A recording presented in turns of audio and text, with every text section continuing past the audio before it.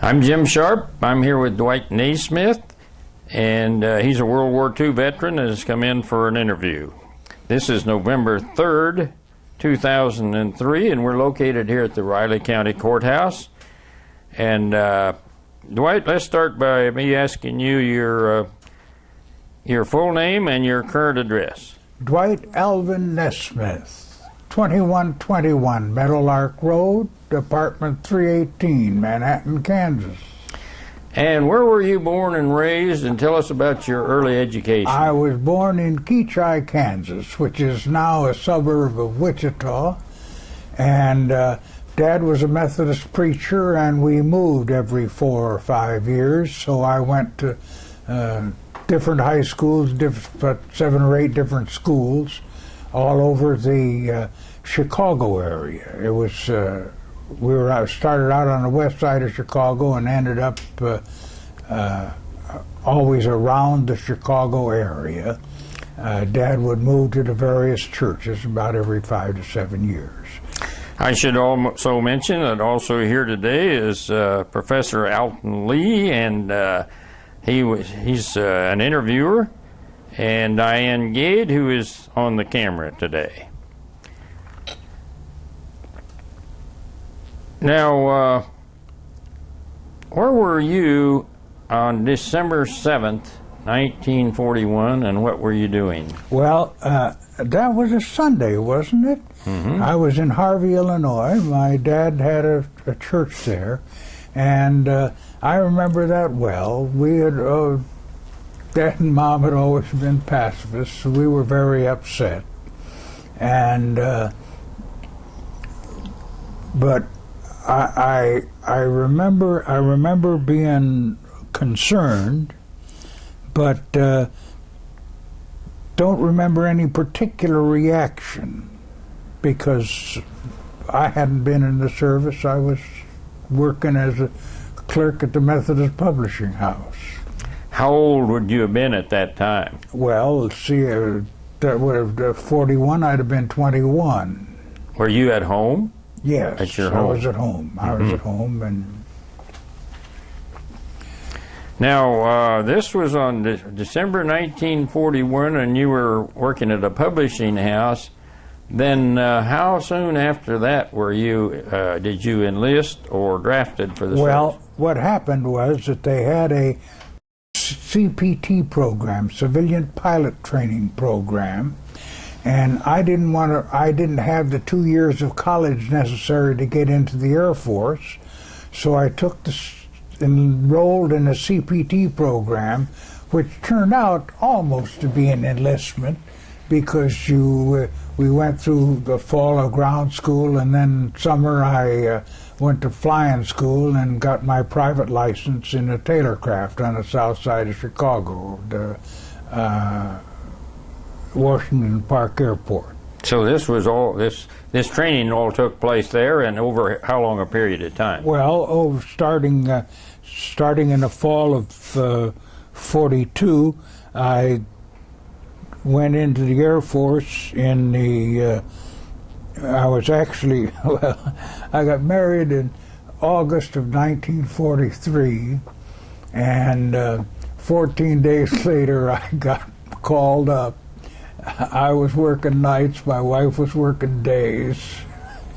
I weighed 137 pounds, never passed a flight physical in my life except the final one when I graduated, and bought my uniform, so they never did fit. After that, I went back down to my normal fighting weight of 135 pounds. And so we lived on the south side of Chicago, and then I went down and went to San Antonio and got into the Air Force. Now, CPT, Civilian Pilot Training, how long a period did that take? That took about 3 months of ground school and 2-3 months of flight school. I had a private license when I went into the service. I see. Well, were you paying your own way for this? Or? No, this was a federal program? Yes, federal program. But you weren't in the military yet? No, well, I had signed up for it turns out that I had, in fact, essentially enlisted when I signed up for CPT. I later on, of course, was actually sworn in, but that was actually, I was in the Air Force, and in fact it kept me from being drafted into the infantry because I was in CPT, and so when I got called up to go to the infantry, I didn't have to. I went to, later on then, I got called into the Air Force. So give me a date that you left CPT and went to the Air Force. Well, that would have been the fall of '42. Then I went to basic and primary, basic, and advanced training in the Southwest in Oklahoma, Texas, and Chickasha, Oklahoma was my primary training. But since I had my private pilot's license, I didn't get washed out. We were the first class in the Air Force, cadets, that was treated differently. We didn't get the fancy Army officers' uniforms like the other cadets had before us. We wore regular GIs, and let's see, we had to fly 8 hours to solo, but I soloed in about 5 or 6 hours because I already had my ticket. And it turned out, that was one of the delightful experiences of my life. All my cadet officers up till that time had been guys who had come from the regular service and referred to us as, I've forgotten, they had a derogatory term for us. That, wasn't like 90-Day Wonder or something No, it was worse than that. But anyway, then all the way through flight school, it turned out I was the first one in the squadron to solo. And when you soloed, you got to put a pair of wings like you got on the collar of your uniform on your cap. And I came to noon formation. Me and a buddy of mine named Ortlieb came to noon formation with the wings on our cap, and the cadet officer said, "You're out of uniform." We said, "No, sir." And I got to lord it over him for about bad weather came in and nobody else soloed then for about 2 weeks. Well, is what you've been describing here basic training? There's a primary and a PT-19. Sure. Is that what you consider basic training for your entry into the service? There was primary, there was basic, and there was advanced. And in primary training, that's where you soloed and got your, and then in basic training, you went to single engine, flying a little bit of formation, a little bit of aerobatics, and then in basic you decided whether you wanted multi-engine or single engine. And all the hot shots took single engine, and the rest of us slow joes took multi-engine. And when we finally graduated then, and I went to Pueblo, Colorado to pick up a crew, and here were all these guys who had gone to single engine school and had been flying fighter training down in the Southwest. Came in and they were assigned as our co-pilots, which we rubbed into. Well, now, was it after your primary or basic training you'd received a commission somewhere along the line? Well, you got commissioned. Jeez, let's see. Got commissioned after advanced, because up till then you could, if you washed out, you could go back into some other branch of the service, some other part of the Air Force. So you got your commission when you graduated from advanced training. And was that all at the same school? That was no, they were different schools. There was Chickasha, Oklahoma, Enid, Oklahoma, and Pampa, Texas. Okay. And I graduated at Pampa, Texas. Cool. And back in those days, you could be married as a cadet, because I had been married before I went in. Mm-hmm. So over how long a period of time are we talking about? We're talking about three months period, training period, so we're talking about a year, roughly. Okay. You're a first lieutenant? Second lieutenant. Second. I was commissioned as a second lieutenant, and then ended up in the Central Pacific, which was a little tiny Air Force, and never got any promotions.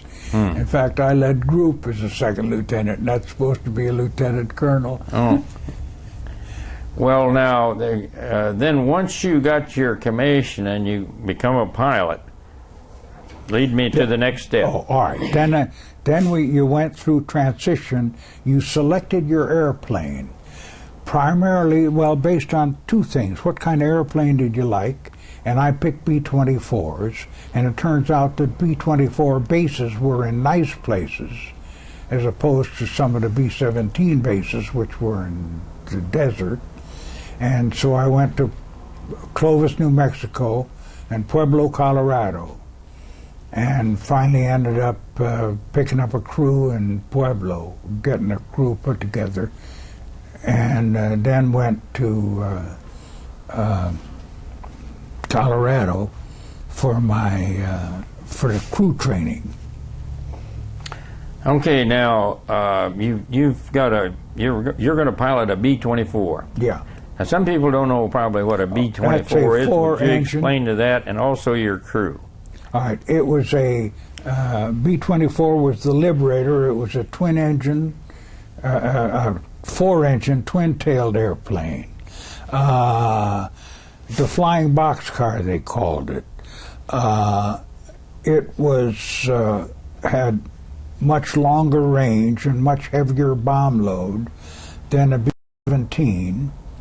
Therefore, it was used primarily in the Pacific, because the 17s couldn't fly far enough to do most of the raids in the Pacific. The 17s were used primarily in Europe, and they had much better, they could fly at much higher altitude. Our Davis wing was much faster and had a heavier bomb carrying capacity, but it wouldn't go to altitude. I don't think I ever got one over 25,000 feet.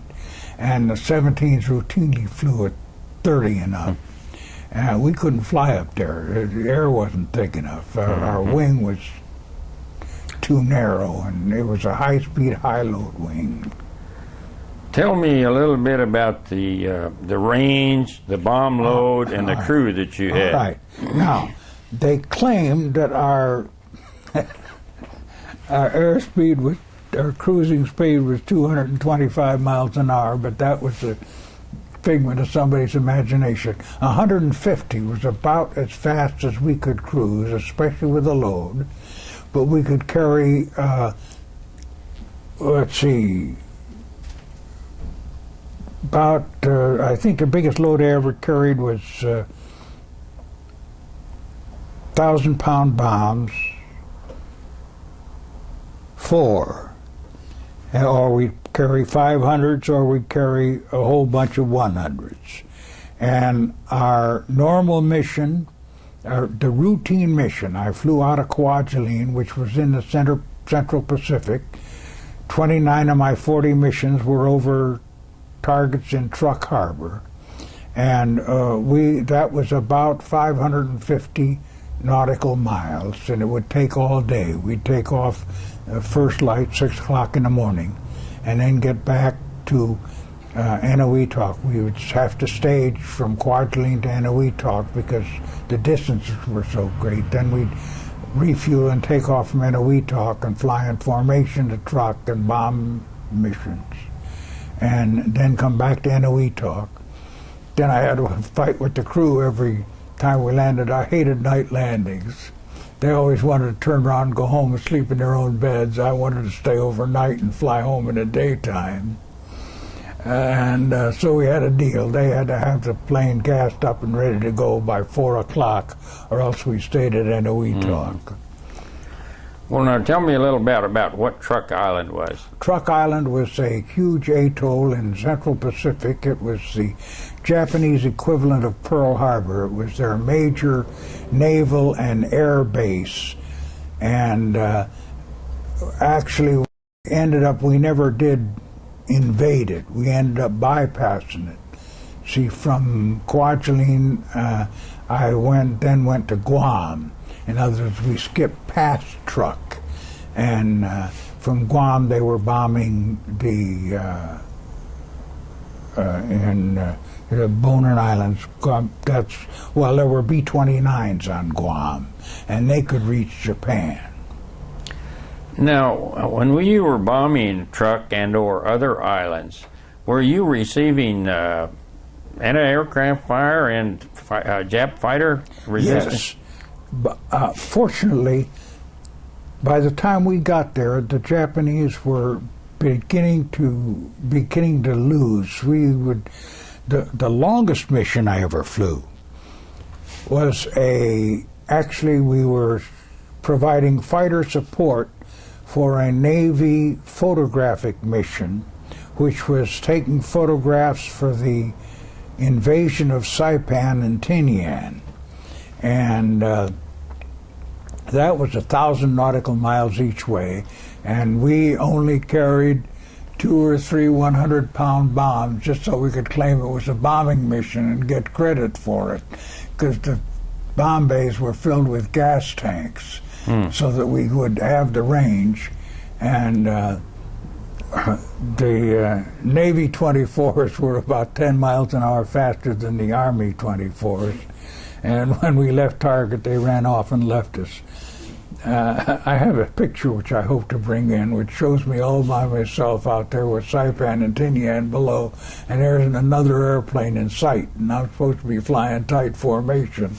Actually, I was pulling takeoff power at 20,000 feet, ripping the engines up, trying to catch up to this Navy guy who was supposed to be my flight leader. Did you encounter aircraft, yes. Fighter aircraft? Yes, and on that mission, they didn't, not many of them took off, but on most of the truck missions we'd have fighters.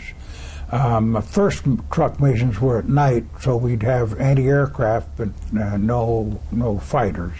Then we started flying daylight raids on truck, where we would get fighters from about 100 miles from the target to about 100 miles after we'd left the target. They had limited range.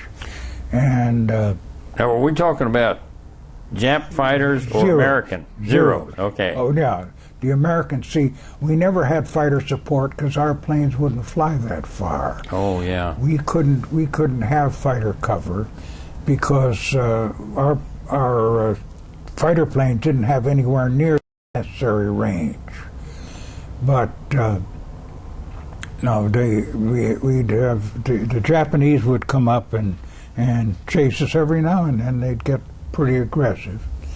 The anti-aircraft was a major problem, and probably the closest I came to being in real trouble. One time I got hit by anti-aircraft fire and broke a gas line on #1 engine, which was the far left engine. Broke the gas line, and the gasoline was leaking out on the supercharger. At 20,000 feet, that thing is white hot. So this sheet of flame flying back, and my buddy was flying my wing. He says, "Get a complete set of pictures as Nesmith goes down."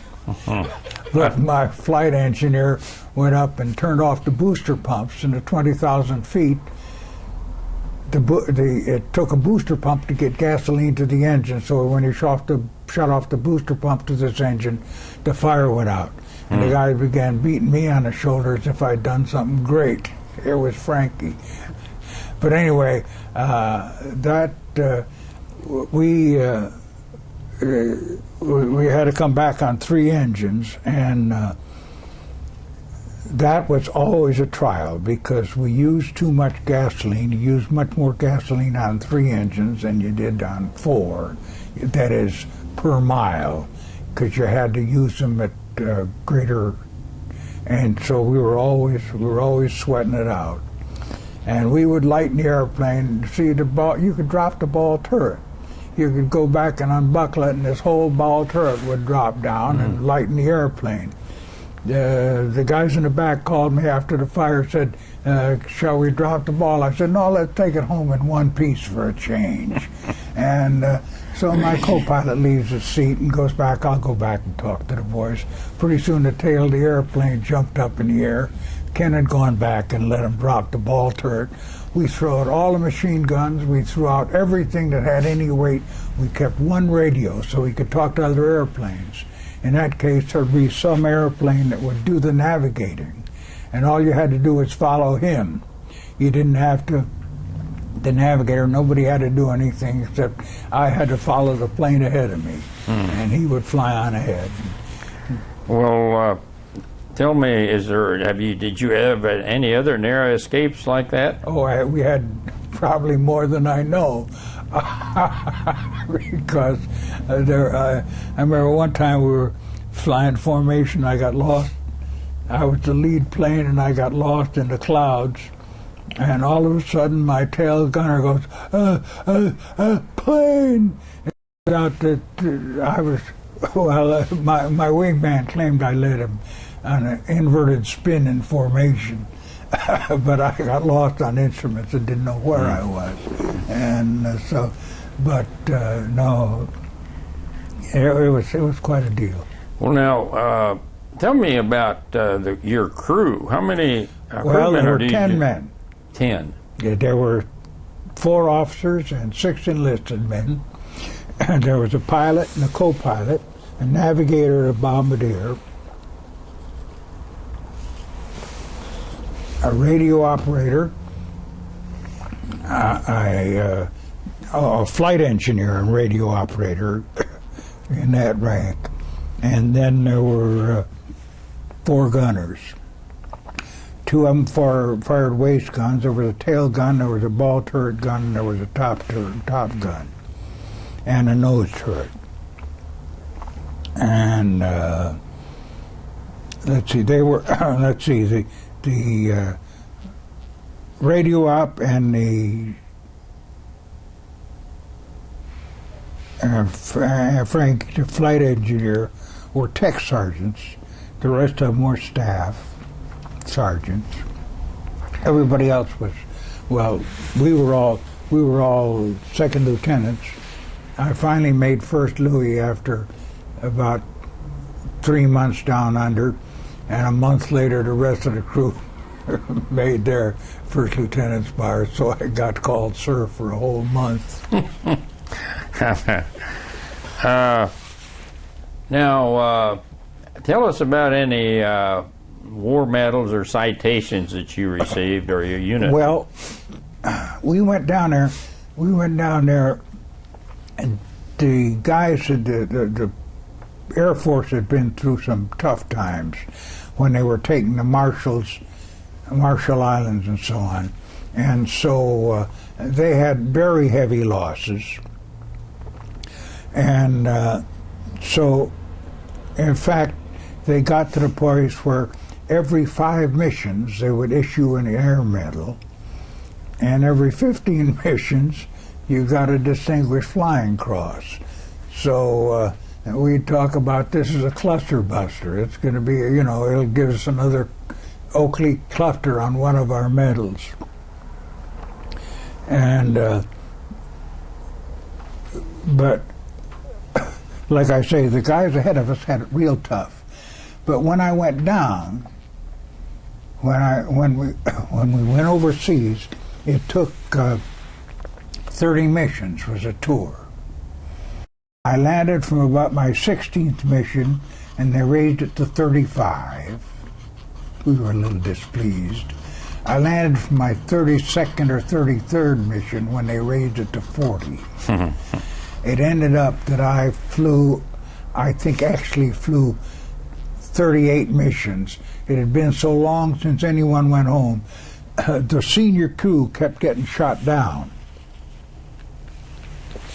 So one day the Squadron CO in Guam, Squadron CO bumped into me seat on the street.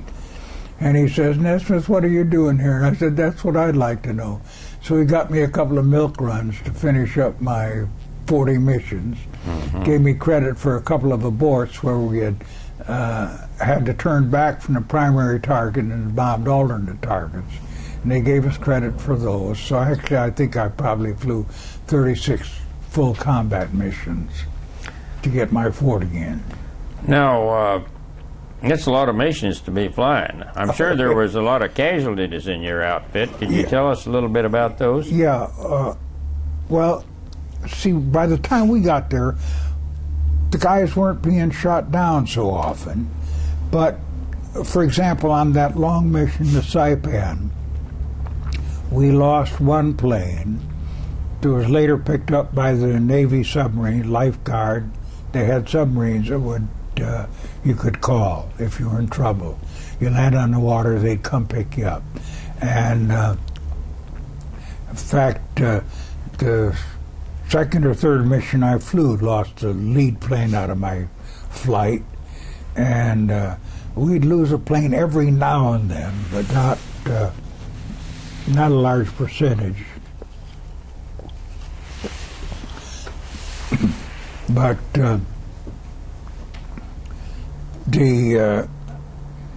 of course, you were scared the whole time. Well, that's what I was going to ask you about feeling afraid, pressure, or stress for all these missions. Scared all the time. You take off. My co-pilot used to make me so mad.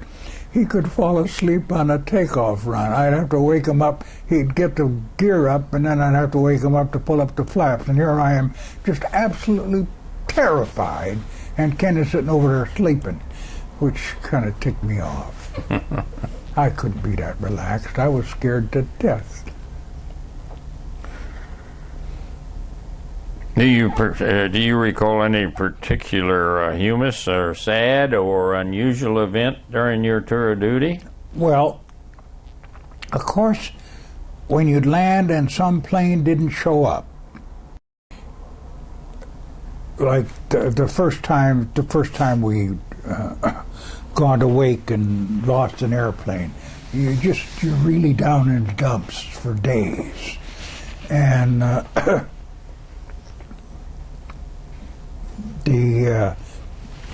but most of the time we were just sweating it. See, we'd fly a mission every 3 or 4 days. When we were on Kwajalein, you flew from Kwajalein to Eniwetok, gassed up, and then took off for Target. And those were always kind of fun flights. They were, playing around, flying formation. And but most of the time you were just sweating it, sweating letters from home. Mail was very irregular, and I finally learned not to write a letter just before I took off on a mission, because the mail would be irregular, and they finally figured out if there was a long gap, maybe I'd lost it. So I would always write after I got back from the mission. Mm-hmm. And I wrote, a couple of 3 times a week. And that was your primary communication with your family? It was email or V-mail? It was snail mail. It would take a week or more back and forth. Mm-hmm. Now, what did you think of your fellow officers, superior officers, and your fellow crewmen? Oh, well, the troops, we got along great. In fact, after the war, we got together, first time was 10 years after the crew had split up, and we kept in very close contact for 4 or 5 years, had 4 or 5 reunions. And, but the higher officers, excuse me, the squadron CO was he was a wonderful guy, Colonel Barry, Major Barry. He was a wonderful guy, and so is his replacement, Captain Royce.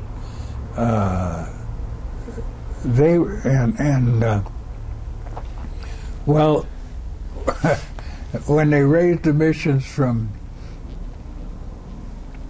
30 to 35, we got mad and got drunk. When they raised it from 35 to 40, we were really down in the dumps because we had begun to get close to going home. And I was sitting in my barracks, really, really down, when my flight engineer, Frank Garrick, came up and says, "Deacon, if you want to quit, we'll quit with you." Well, that did it. I flipped. I went over to the CO's tent. Fortunately, he was in Hawaii. And the assistant CO, a Light Colonel Anderson, was there. And I just lit into Andy. I called him every name you could think of. I raved. He's sitting nodding. My nickname was Tiger. When we landed, it had been raining, and you had a limited number of pressed shirts, so we had taken off our clean shirts and had them in a bag, and we had a barracks bag in one hand and a B4 bag in the other, and GI shoes on, and no shirt. And I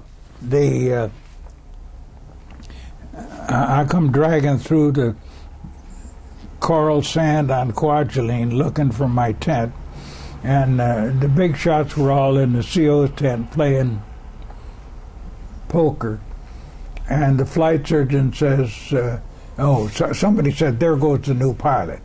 And the flight surgeon says, "He looks like a real tiger." And from then on, that was my nickname. 135 pounds of bone and muscle plus 2 pounds of fighting heart. Now, did you keep a diary or any other written record of your service time? No. Well, we kept a logbook. And my son has my logbook. We had to log every mission, combat and otherwise. You got to take that home with you. Oh yeah, I got to take that home with me, and I had a logbook for my primary, my pre-army training too. But my son has my overseas log, and then a history of the 7th Air Force came out, which listed in the back all the missions that we had flown. And I went through there. I got copies of that and went through with a highlighter and highlighted all the ones that we had been on. And each of the kids got one of those.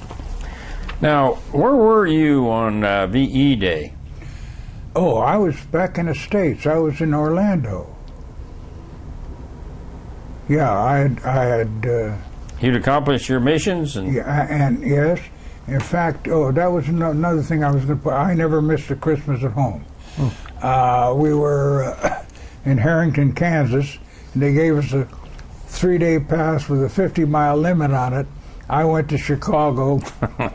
My co-pilot, who had a car, went to Indiana, and on Christmas Day, my dad drove me down to Indiana to pick up my co-pilot. We drove all night and got back to base about 12 hours before our pass was up. About 4 hours before our pass was up.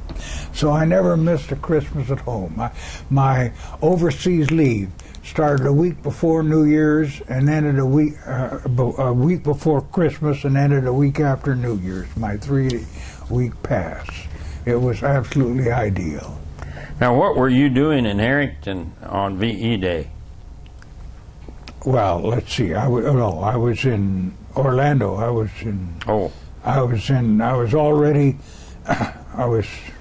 still in the Air Force. What's Harrington have to do with this?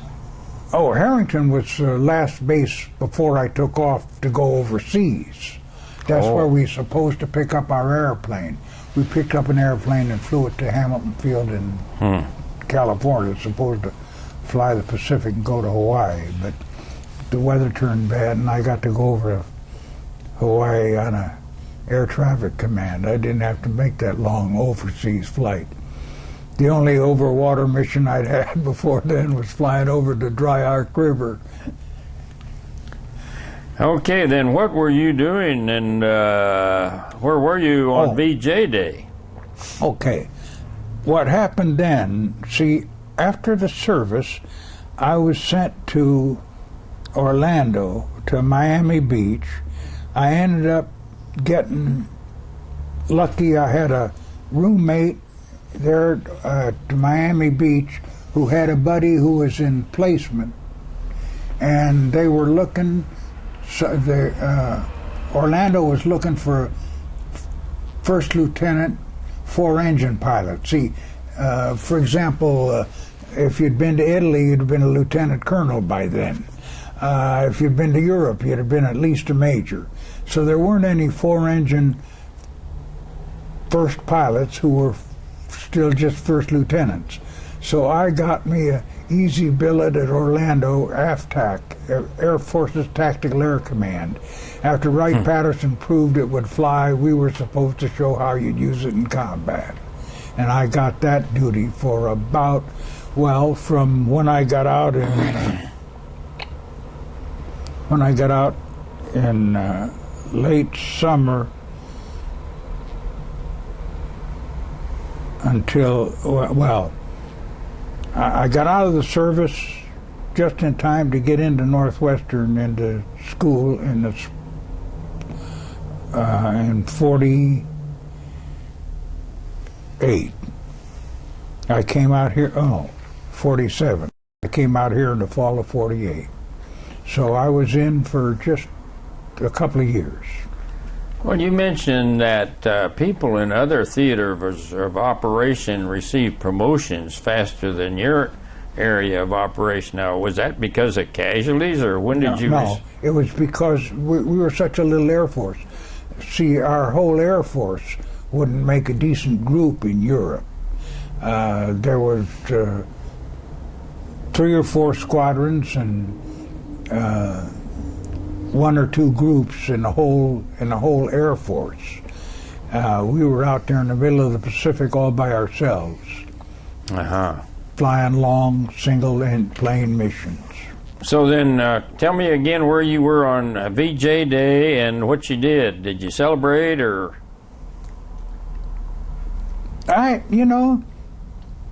It was a relief, but I hadn't gotten into Northwestern yet, but it was just, we knew it was coming.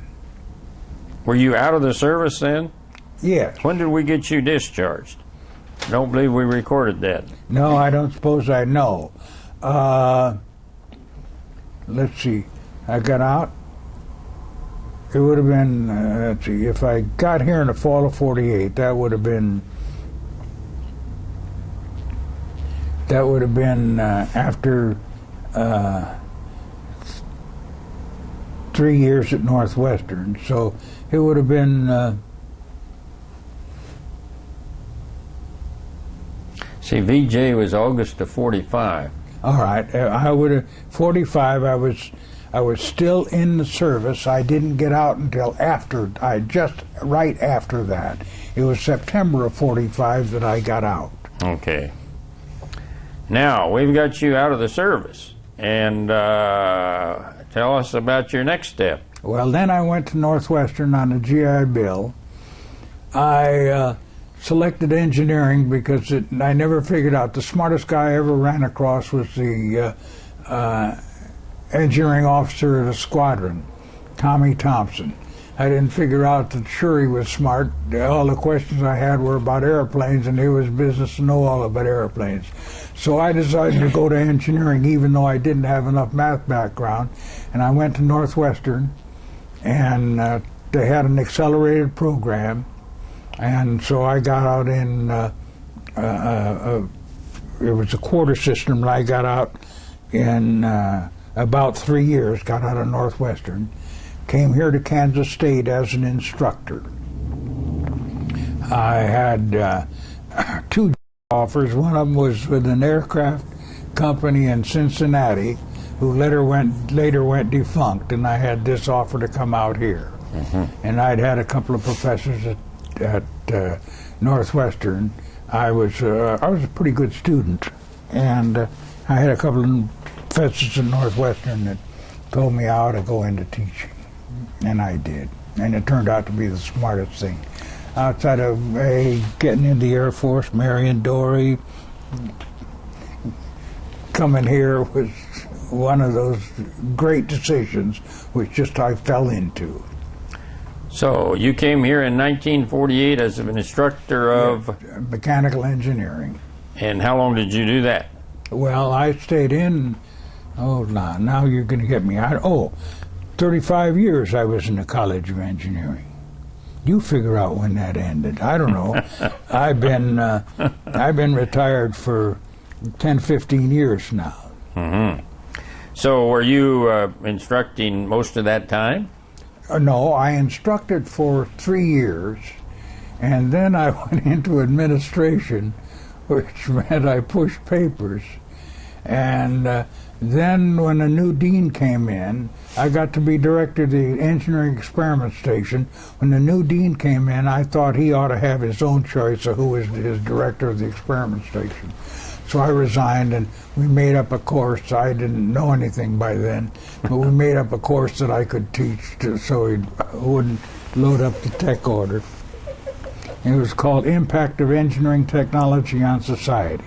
It was Engineer's Answer to Music Listening Lab. So was that the last course you taught up there? Or what did you do after that? Yes. No, I taught that then for 3 to 5 years. It was a course I'd invented, and taught it for 3 to 5 years, and then retired after. Are they still teaching that course you invented?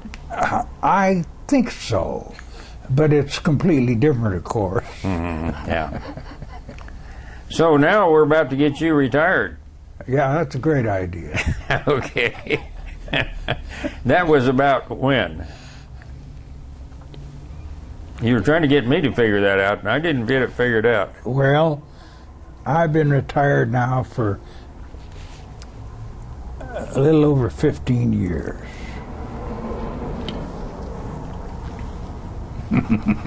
That's terrible, isn't it? So you're talking about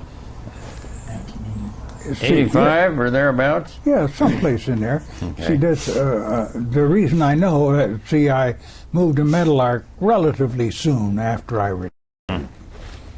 And Well, now I want to go back in time and get you married. okay. Tell us how you met your wife. Well, let's see. I worked at the Methodist Publishing Company, and she was the boss's secretary, and we fought all the time.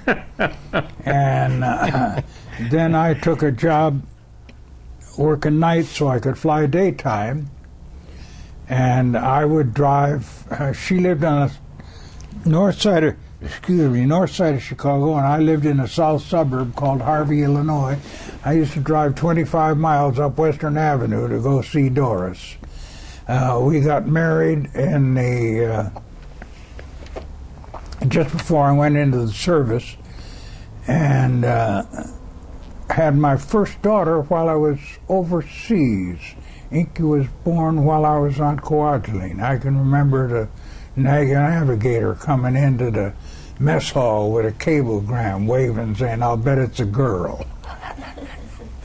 And so Ingrid was born in August Of 1943, was it? Yeah, 43 or 44. Well, let's see. I do everything from my graduating class was 43F, and so it would have been 44 that she was born Okay. while I was overseas. And let's see, we've got you married. You have your first child.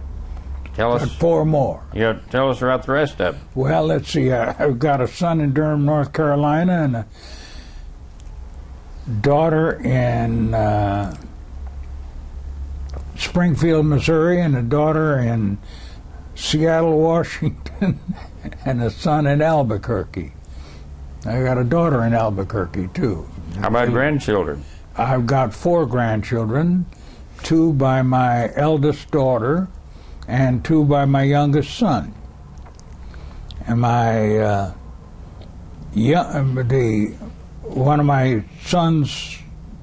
of my granddaughters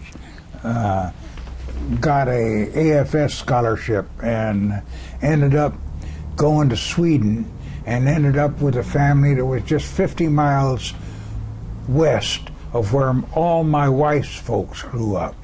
So she got to know all the old aunts and so on and so forth, and she had a wonderful time in Sweden. Mm-hmm.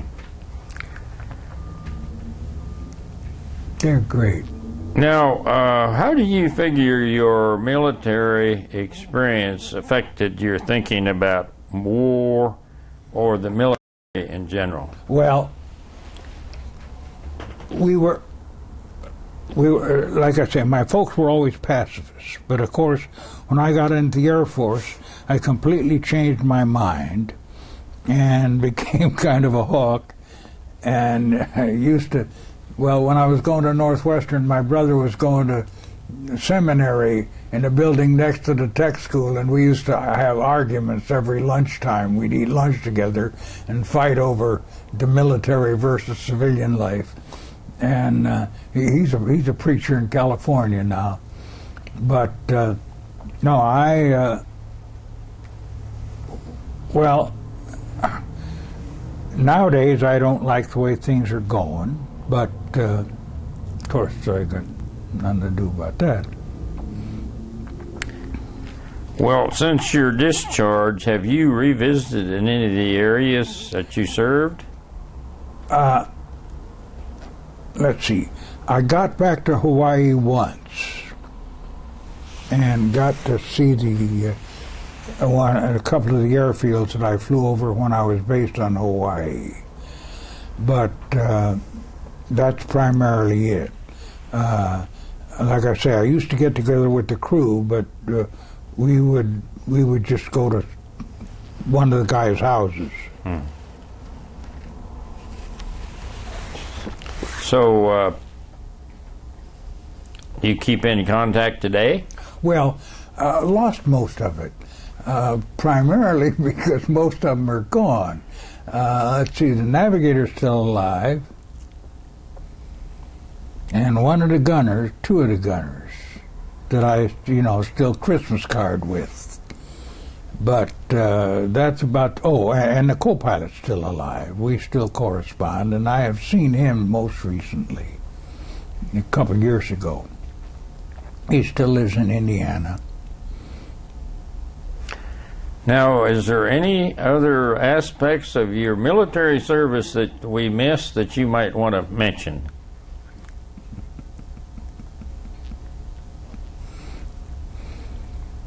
No, I wasn't very GI. Being in the Air Force, Yeah. we weren't very GI. Well, and we've talked about how you met your wife, your children, and your grandchildren. Is there anything else that you might want to mention in that regard? No, I think not. They're wonderful, all of them. I bless my wife. She raised a bunch of wonderful children. They didn't have to be shaped by me. Is there anything else that you might want to mention that we failed to discuss? I don't think so. I think we've covered an awful lot of ground. It's been a real pleasure. Well, it's been a pleasure to hear your story, and I'm sure your kids and your grandkids will be interested in seeing this tape that we're going to give you if you wait around for just a minute. So, that's great. Thank you very much, Dwight. Appreciate it. Thank you.